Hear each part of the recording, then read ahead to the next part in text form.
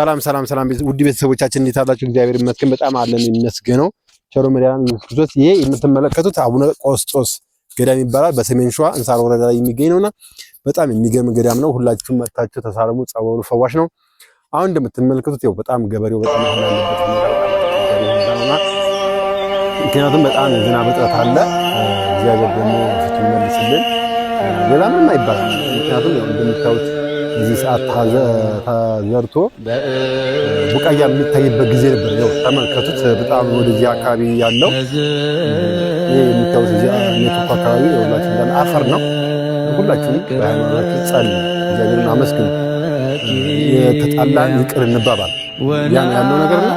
ሰው በክፋት ምንም አይገኝምና እግዚአብሔር በጎን ነገር ያምጣልን የምንለው በጣም ከባድ ያለንበት ዘመን በጣም ከባድ ነው። ይኸውላችሁ ቆላው ትንሽ ማሽላ አለ፣ ነጭ ማሽላ ዘርተዋል።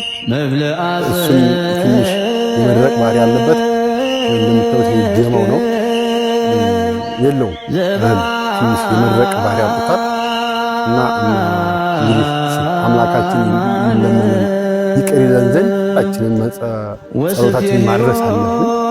ያው ስንጸልይ ምንድነው ተጣላ ማርያም ሆይ ስለዚህ እንወድሻለን ከፍ እናደርግሻለን። ደግሞ ጸሎት ያቋረጥንላችሁ ጸሎታችንን ይርዳ ይመስገን። ምክንያቱም ገበሬ አርዘራ ማለት እኛ አልበላን ማለት ነው እና ገበሬዎቻችን በጣም እያዘኑ ያሉት በተለይ ከብቶቹን ብታያችሁ በጣም ደርቀዋል። ምክንያቱም ከስተዋል ማለት ይቻላልና እባካችሁ ይሄን ቪዲዮ ሁላው ጋር እንዲደርስ ሼር ኮፒ አድርጉ።